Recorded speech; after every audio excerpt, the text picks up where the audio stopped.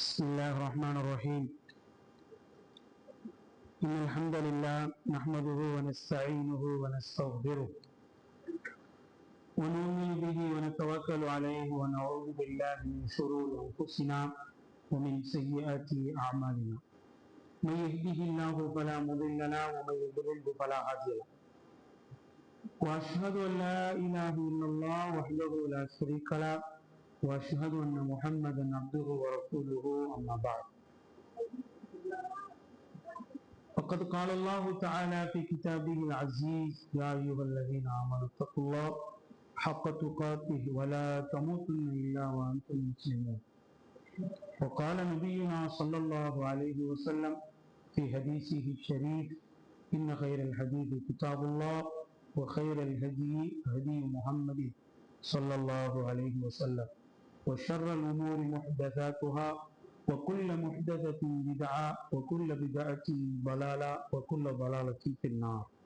சலாத்தும் சலாமும் உலகத்தின் ஒப்பற்ற தலைவரான உலக மக்களுக்கெல்லாம் ரஹ்மத் என்னும் அருளாக திகழ்கிற நபிமார்களில் இறுதியாக வருகை புரிந்த நமது உயிருக்கு உயிரான உயிருக்கு மேலான இறுதி தூதர் நபிகள் நாயகம் ஸல்லல்லாஹு அலைஹி வஸல்லம் அவர்கள் மீதும் அவர்களது குடும்பத்தார்கள் மீதும் அவர்களது உத்தம தோழர்கள் அனைவரின் மீதும் மற்றும் அல்லாஹ்வுடைய இல்லத்தில் இந்த ரமலான் கால இரவுகளில் அவனை வணங்கி வழிபட்டு அவனது அருளை எதிர்பார்த்தவர்களாக அமர்ந்திருக்கும் நம் அனைவரின் மீதும் என்றென்றும் நின்று நிலவட்டுமாக.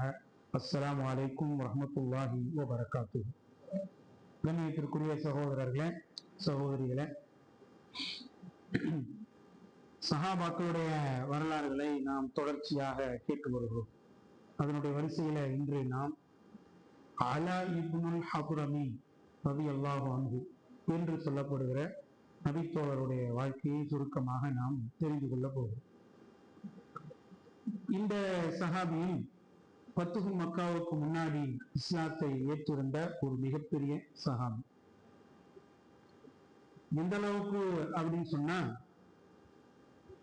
ஃபத்ஹு மக்காவுக்கு முன்னாடியே நபிகள் நாயகம் ஸல்லல்லாஹு அலைஹி வஸல்லம் அவர்களுடைய கரத்திலே கலிமா கூறி இஸ்லாத்தை ஏற்று ஒரு நாட்டுக்கு கவர்னராக நியமிக்கப்படுகின்ற அளவுக்கு ஒரு ஆளுமையும் ஒரு நிர்வாக திறனும் கொண்ட ஒரு சஹாபியாக இந்த அலா இப்னுல் ஹதுரமி ரலியல்லாஹு அன்ஹு அவர்கள் இருந்தார்கள். அன்பிற்குரியவர்களே,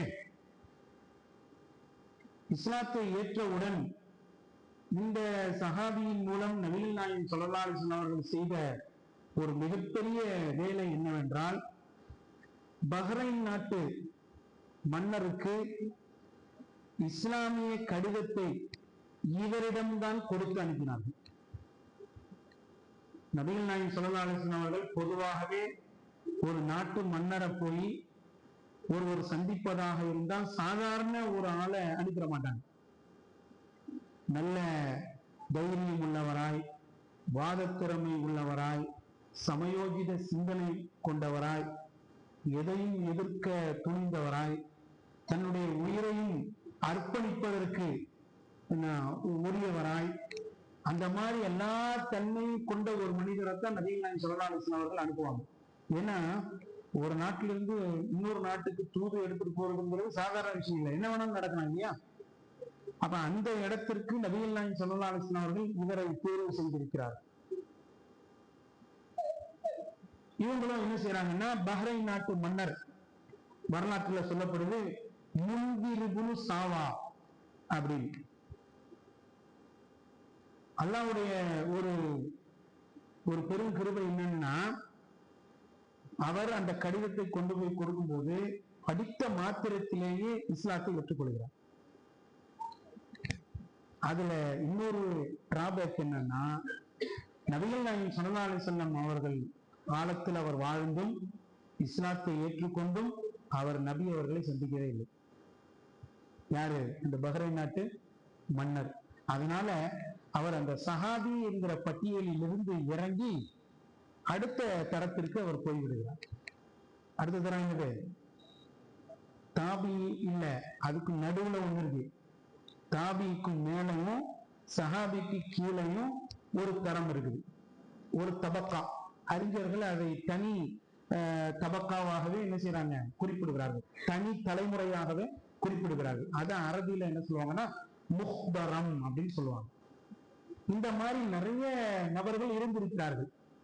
நபிகள் நாயகம் ஸல்லல்லாஹு அலைஹி வஸல்லம் அவர்களுடைய காலத்துல வாழ்ந்து இஸ்லாத்தை ஏற்றுக்கொண்டு அவங்கள பார்க்காம இருந்ததுனால அந்த லிஸ்டுக்குள்ள அவங்க என்ன செய்யறாங்க, வர்றாங்க. அந்த மாதிரி லிஸ்ட்ல தான் யார் வர்றா, இந்த முன்திர் இப்னு சாவா என்பவர் வருகிறார். அப்படின்னா சுப்ஹானல்லாஹ், நபிகள் நாயகம் ஸல்லல்லாஹு அலைஹி வஸல்லம் அவர்களை கண் கொண்டு நேரா பார்க்கிறது எவ்வளவு பெரிய பாக்கியம். அல்லாஹ் ரப்புல் ஆலமீன் அந்த வாக்கியத்தை நம்ம நிறைய மக்களுக்கு என்ன செஞ்சிருந்தான், கொடுத்திருந்தான். ஆனா அதை இவரு இழந்துட்டார். சஹாபின்னு சொன்னா அதுக்குரிய கேட்டகிரி, அதுக்குரிய வரைவிலக்கணம் என்ன அப்படின்னு சொன்னா, நபிகள் நாயகம் ஸல்லல்லாஹு அலைஹி வஸல்லம் அவர்களை நேரிலே அவர் சென்று பார்த்திருக்க வேண்டும். இரண்டாவது, ஈமான் கொண்டிருக்க வேண்டும். மூணாவது, அதே ஈமானோடு அவர் மரணித்திருக்க வேண்டும். இந்த மூன்றும் சேர்ந்து இருந்தாதான் அவர் சஹாபி. இந்த மூணுல ஏதாவது ஒண்ணு விடுபட்டு போனா அவர் சஹாபி அல்ல, அவர் அடுத்த தரத்திற்கு என்ன செஞ்சிருவாரு, வந்து விடுவார்கள் என்று உலமாக்கள் இன்றைக்கு உசூல் எழுதி வைத்திருக்கிறார்கள். அந்த அடிப்படையில பாருங்க, அந்த லெட்டரை படிச்சோடனே அவர் இஸ்லாத்துக்கு வர்றாரு. மறு லெட்ரு நபிகள் நாயகம் ஸல்லல்லாஹு அலைஹி வஸல்லம் அவர்களுக்கு அனுப்புறாரு பஹ்ரைன்ல இருந்து. அதே யார்கிட்ட கொடுத்து அனுப்பி, அலா இப்னுல் ஹத்ரமி ரலியல்லாஹு அன்ஹு அவங்க கிட்டே எழுதி அனுப்புறாரு. அந்த கடிதத்துல என்ன குறிப்பிடுறாருன்னா, அல்லாஹ்வின் தூதரே, நான் உங்களை ஏற்றுக்கொண்டேன், இஸ்லாத்தை ஏற்றுக்கொண்டு முஸ்லீம் ஆகிவிட்டேன். இருப்பினும் எங்களுடைய நாட்டுல மஜூசிகளும் யகூதிகளும் இருக்கிறார்கள். நான் அவர்களை என்ன செய்ய, அவர்களோடு நான் எப்படி நடந்து கொள்ள என்று விளக்கம் கேட்டு என்ன செய்யறாங்க, மறுக்கடிதம் எழுதுகிறார்கள். அந்த கடிதத்தை யார் கொண்டு போறா, அலா இப்னுல் ஹத்ரமி ரலியல்லாஹு அன்ஹு நேரா நபிகள் நாயகம் ஸல்லல்லாஹு அலைஹி வஸல்லம் அவர்களுக்கு கொண்டு போய் ஒப்படைக்க, நபிகள் நாயகம் ஸல்லல்லாஹு அலைஹி வஸல்லம் அவர்கள் மறுக்கடிதம் என்ன செய்றாங்க, அனுப்புறாங்க. என்னுடைய தூதரை நீங்கள் ரொம்ப கண்ணியப்படுத்திருக்கீங்க. என் தூதரை யார் கண்ணியப்படுத்துறாரோ அவர் என்னையும் கண்ணியப்படுத்திட்டார். உங்களை பத்தி நல்ல விதமா என் தூதர் என்ன செஞ்சாரு, என்கிட்ட வந்து சொன்னாரு, நீ முஸ்லீம் ஆயிட்டீங்க, அல்லாஹ் உங்களுக்கு அருள் செய்யட்டுன்னு நபிகள் நாயகம் ஸல்லல்லாஹு அலைஹி வஸல்லம் அவர்கள் துஆ செஞ்சுட்டு, நீங்க என்ன செய்யுங்கன்னா, இந்த மஜூசிகளையும் யகூதிகளையும் உங்க நாட்டிலிருந்து வெளியேற்றாமல் அவர்களிடத்தில் இருந்து காப்பு வரி, ஜிஸ்யா வரி வாங்கி கொண்டு அவர்களை உங்கள் உள்நாட்டிலே என்ன செய்யுங்க, வசிக்க செய்யுங்கள் அப்படிங்கிற செய்திய நபிகள் நாயகம் ஸல்லல்லாஹு அலைஹி வஸல்லம் அவர்கள் என்ன செய்றாங்க, அவர்களுக்கு சொல்ல, அதே மாதிரி அந்த ஆலோசனையை கேட்டு கட்டுப்பட்டு என்ன செய்யறாரு, அவர் நடந்து கொள்கிறார். அப்ப நபி அவர்களுக்கும் அவங்களுக்கும் கடித தொடர்பு இருக்கு பாருங்க, பேச்சுவார்த்தையும் கடித தொடர்பும் அந்த மன்னருக்கும் ரசூலுக்கும் இருந்திருக்கு. சவுதியிலிருந்து பஹ்ரைன் வந்து கிட்டத்தட்ட 1000 கிலோமீட்டர் கூட இருக்குமா, சரி 1000க்கு மேல இருக்கலாம். ஏன்னா பிளைட்ல வந்து ஒரு 2.5 மணி நேரத்துல என்ன செய்யறான், அதை கடந்து போறத நம்ம பார்க்கிறோம். ரோடு வழியே தூரமா இருக்கலாம், முன்ன பின்ன இருக்கும், ரொம்ப துல்லியமா சொல்ல முடியாதுல்ல. இருக்கலாம், 1000 சுச்சம். சரி, ஜஸாக்கல்லாஹ் ஹைர் தகவலுக்கு. அப்ப இந்த தூரத்துல இருக்கக்கூடிய ஒரு நாடு, இந்த நாட்டுல உள்ள இந்த மன்னர் நபிகள் நாயகம் ஸல்லல்லாஹு அலைஹி வஸல்லம் அவர்களுடைய ஆலோசனைப்படி கொஞ்ச காலம் என்ன செய்யறாரு, அப்படியே பொறுப்புல இருந்துகிட்டு வர்றார். அப்போது அவர் மரணிக்கிறார். மரணம் அடைந்த பிறகு சுப்ஹானல்லாஹ், அந்த பஹ்ரைனுடைய நாட்டுக்கு யார ஆளுநரா நபி அவர்கள் நியமிக்கிறாங்கன்னா, அலா இப்னுல் ஹத்ரமி. யார் லெட்டர் கொண்டு போனாங்களோ, யார் கடிதம் கொண்டு போனாங்களோ, யாரு அவங்க அந்த மன்னர்கிட்ட போய் பேசினாங்களோ, அந்த சஹாபியையே நபிகள் நாயகம் ஸல்லல்லாஹு அலைஹி வஸல்லம் அவர்கள் பஹ்ரைன் நாட்டினுடைய ஆளுநராக நியமிக்கின்றார்கள். அவங்க அந்த நாட்டை என்ன செய்யறாங்க, சிறந்த முறையில நிர்வகிக்கிறாங்க, பராமரிக்கிறாங்க. அப்படி நிர்வகிச்சுக்கிட்டு இருக்கிற சமயத்துல நபிகள் நாயகம் ஸல்லல்லாஹு அலைஹி வஸல்லம் அவர்கள் இன்னொரு டீமை மதீனாவிலிருந்து ரெடி பண்ணி பஹ்ரைனுக்கு அனுப்புறாங்க. ஏன் அனுப்புறாங்கன்னா அங்க உள்ள ஜக்காத்தை எடுத்து வர வேண்டும் என்பதற்காக. அப்படி எடுத்துட்டு வரும்பொழுது அந்த டீம்ல யாரு இருக்காங்கன்னா முக்கியமான 2 சஹாபி இருக்கிறாங்க. யாருன்னா, ஒன்று அபூ ஹுரைரா ரலியல்லாஹு அன்ஹு, இரண்டாவது அபூ பக்ரா ரலியல்லாஹு அன்ஹு ஆகிய 2 சஹாபி அந்த டீம்ல இருக்கிறாங்க. இந்த டீம் போய் அங்க உள்ள ஜக்காத்தை எல்லாம் எடுத்துக்கொண்டு திரும்ப வர்றாங்க. திரும்ப வருகிற வழியில அபூ ஹுரைரா ரலியல்லாஹு அன்ஹு மட்டும் அங்கேயே தங்கி விடுகிறார். மற்றவங்க எல்லாம் வந்துடுறாங்க, அவங்க அங்க தங்கிடுறாங்க. அபூ ஹுரைரா ரலியல்லாஹு அன்ஹு அலா இப்னுல் ஹத்ரமி ரலியல்லாஹு அன்ஹு அவர்களோடு தங்கியிருந்த அந்த காலங்கள்ல ஒரு சில மிகப்பெரிய அற்புதங்களை காணுகிறார். அவர் எவ்வளவு சிறந்த சஹாபி, அல்லாஹ் அவரை எவ்வளவு கண்ணியப்படுத்தி இருக்கிறான், அவருடைய ஈமானுக்கான சான்றுகள் என்ன அப்படிங்கிறத அபூ ஹுரைரா ரலியல்லாஹு அன்ஹு அவர்களே பதிவு செய்கிற செய்தியை நாம என்ன செய்யறோம், வரலாறுல பார்க்கிறோம். இந்த செய்தி சியர் அலாமின் நுபலா, தபக்காத்து இப்னு சஅத் ஆகிய 2 பிரபலமான வரலாறு கிதாபுல பதிவு செய்யப்பட்டிருக்கு. அபூ ஹுரைரா ரலியல்லாஹு அன்ஹு அவர்கள் என்ன செய்றாங்க, சொல்றாங்க, நான் அலா இப்னுல் ஹத்ரமி என்ற இந்த மனிதரை, இந்த சஹாபியை 3 விஷயத்திற்காக நேசிக்கிறேன். அவருடைய வாழ்க்கையில் நடந்த 3 அம்சங்களை நான் கண்ணால் பார்த்திருக்கிறேன் அப்படின்னு என்ன செய்யறாரு சொல்லிட்டு அந்த ஒவ்வொரு விஷயமா விளக்குறார். ஒரு விஷயம் என்னன்னா, அலா இப்னுல் ஹத்ரமி ரலியல்லாஹு அன்ஹு அவர்களோடு நாங்கள் ஒரு இடத்திற்கு சண்டைக்கு போகும்பொழுது, போருக்கு செல்லும் சமயத்துல அந்த போரிலே நாங்கள் கடல் மீது நடந்து சென்றோம், தண்ணீரின் மீது நடந்து சென்றோம். எப்படின்னா, அது எதிரிகளை தாண்டி போகணும்னா ஒரு சின்ன கடல், எப்படி மூசா அலைஹிஸ்ஸலாம் அவருடைய மக்களுக்கும் அவங்களுக்கும் ஒரு கடல் சின்னதா குறுக்கிட்டுச்சு, அல்லாஹ் எப்படி கடலை பிளந்து அவர்களுக்கு வழிவிட்டான். இங்க என்ன நடக்குதுன்னா, அலா இப்னுல் ஹத்ரமி ரலியல்லாஹு அன்ஹு அவர்கள் அல்லாஹ் இடத்தில் என்ன செய்றாங்க, பிரார்த்தனை செய்கிறார்கள். அந்த பிரார்த்தனையின் வெளிப்பாடாக அல்லாஹ் ரப்புல் ஆலமீன் என்ன செய்யறான்னா, அந்த கடலுடைய ஆழத்தை எடுத்து விடுகிறார். அந்த கடல் மீது அவர்கள் என்ன செய்யறாங்க, நடந்து போறாங்க. அபூ ஹுரைரா ரலியல்லாஹு அன்ஹு அவர்கள் பதிவு செய்யறாங்க, நாங்க அப்படி கடல் மேல நடந்து போகும்போது எங்களுடைய குதிரையின் கால் குழம்பு நினைவு வரைதான் தண்ணீர் இருந்தது. எங்கள்ல ஒருத்தர் ஏதாவது பொருளை கீழே போட்டுட்டா குனிஞ்சு அந்த பொருளை எடுக்கிற அளவுக்கு தான் அந்த கடலின் ஆழம் இருந்தது. அந்த அளவுக்கு அல்லாஹ் ரப்புல் ஆலமீன் கடலுடைய ஆழத்தை எடுத்து உயர்த்தி எங்களுக்கு உதவி செய்தான். அது இவருடைய பிரார்த்தனையின் மூலமாக நடந்தது என்று அபூ ஹுரைரா ரலியல்லாஹு அன்ஹு அவர்கள் பதிவு செய்கிற செய்தியை நாம் பார்க்கிறோம்.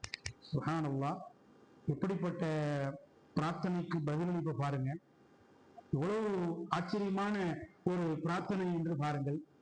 அல்லாஹ் ரப்புல் ஆலமீன் அந்த அளவுக்கு அவர் என்ன செஞ்சிருக்கான், கண்ணியப்படுத்தி இருக்கிறான் அப்படிங்கிறத பார்க்கிறோம்.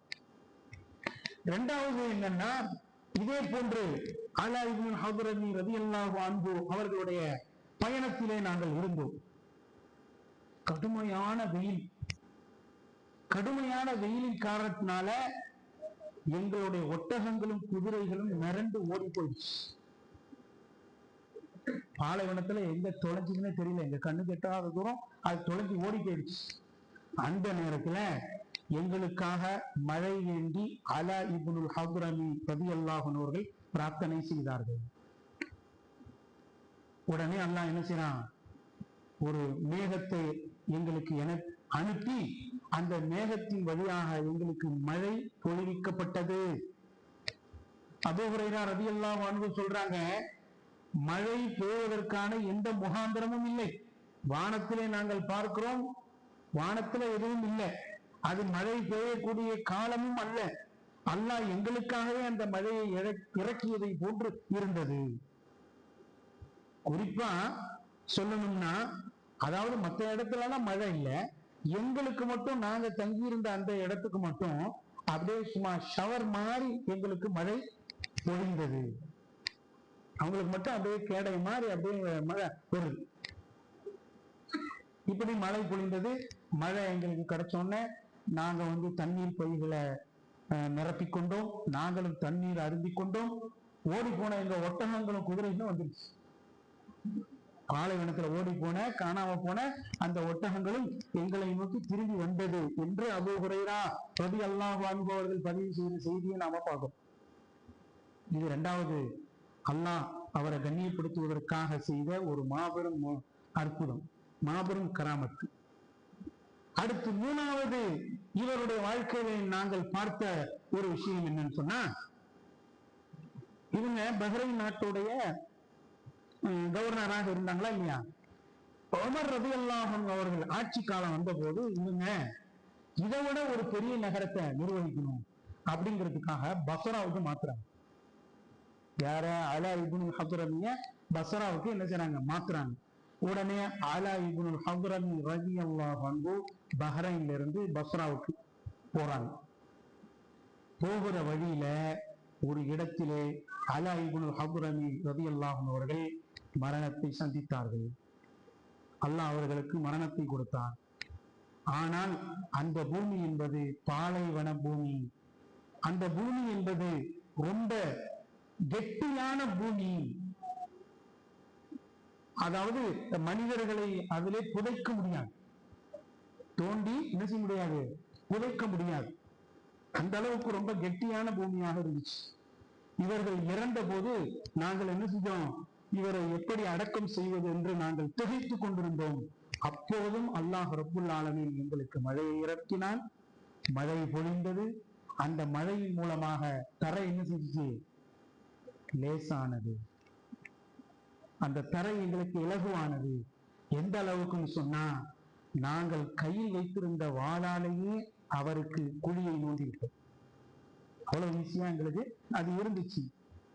அப்படி குழி தோண்டுகிற சமயத்தில் அவர்களுக்கு அடிஷனல் குழி லஹது என்ன செய்யல, நாங்கள் தோண்டவில்லை. அவரை நாங்கள் குழிக்குள் வைத்த பிறகு, குழிக்குள் வைத்த போது அந்த குழியை தோண்டாமலே குழிக்குள் ஒரு பெரிய ஒரு குகையை போன்ற ஒரு ஆழமான ஒரு குழியை நாங்கள் பார்த்தோம். அதில் வைத்து அவர்களை நாங்கள் அடக்கம் செய்துவிட்டு பிறகு நாங்கள் என்ன செஞ்சோம்? எங்களுடைய பயணத்தை தொடர்ந்தோம் என்று அபூ ஹுரைரா ரலியல்லாஹு அன்ஹு அவர்கள் அறிவிக்கிற செய்தி வரலாற்றிலே நம்பகமான வரலாறுகளை எழுதக்கூடிய அறிஞர்கள் பதிவு செய்யக்கூடிய வரலாறு. சேர ஆலாமின் நுபலா, உன்னதமான அறிவாளிகள் யாரு? இமாம் ஸஹபி ரஹிமஹுல்லா அவர்கள் எழுதின ஒரு வரலாறு நூல். இமாம் ஸஹபி ரஹிமஹுல்லா அவர்களை பொறுத்தவரையில அவங்க வரலாற்றுல ரொம்ப நிபுணத்துவம் பெற்ற ஒரு அறிஞர். வரலாறுல நிறைய நாலேஜ் உடையவர். சாதாரணமான அவர் என்ன செஞ்சிட மாட்டாரு, எழுதிட மாட்டாரு. அவங்க எந்த அறிஞர்கள் எழுதினாலும் அதை பத்தி எதுவுமே சொல்ல மாட்டாங்க. ஆனா இமாம் ஸஹபி ரஹிமஹுல்லா அவர்கள் அந்த செய்தியை பதிவு செஞ்சுட்டு அதுல ஏதாவது விமர்சனங்கள் இருந்தா இதை நம்ப முடியாது, ஆனா நமக்கு இது கிடைச்ச தகவல் அப்படின்னு பதிவு செய்வாங்க. ஆனா இந்த வரலாறை பற்றி இமாம் ஸஹபி ரஹிமஹுல்லா அவர்கள் எந்த விமர்சனத்தையும் செய்யாமல் அவங்களுடைய வரலாற்று நூல்ல இதை பதிவு செஞ்சிருக்கிறாங்கன்னா, அன்பிற்குரியவர்களே, அல்லாஹ் ரப்புல் ஆலமீன் அந்த சஹாபாக்களை எவ்வளவு கண்ணியப்படுத்தி இருக்கிறார். கண்ணியப்படுத்தியதன் மூலம் அவர்களுடைய வாழ்க்கை எந்த அளவுக்கு இருந்தது அப்படிங்கிறத நாம் இந்த இடத்துல சீர்தூக்கி பார்த்து, அல்லாஹ் ரப்புல் ஆலமீன் அந்த மக்களை எப்படி கண்ணியப்படுத்தினானோ அதே போன்று நம்மையும் கண்ணியப்படுத்துவதற்கு இன்றும் காத்து கொண்டிருக்கிறான். அதற்கு தகுதி உள்ளவர்களாக நம்மை நாம் மாற்றி வாழ்ந்து அல்லாஹுடைய அன்பையும் அருளையும் பெறக்கூடிய நன்மக்களாக அல்லாஹ் ரப்புல் ஆலமீன் உங்களையும் என்னையும் அருள் புரிவானாக என்று அல்லாஹ்விடத்திலே வேண்டி விரும்பி பிரார்த்தனை செய்து எனது இந்த உரையை நிறைவு செய்து கொள்கிறேன். وآخر دعوانا عن الحمد لله رب العالمين والسلام عليكم ورحمة الله وبركاته. سبحانك اللهم وبحمدك أشهد أن لا إله إلا أنت أستغفرك وأتوب إليك.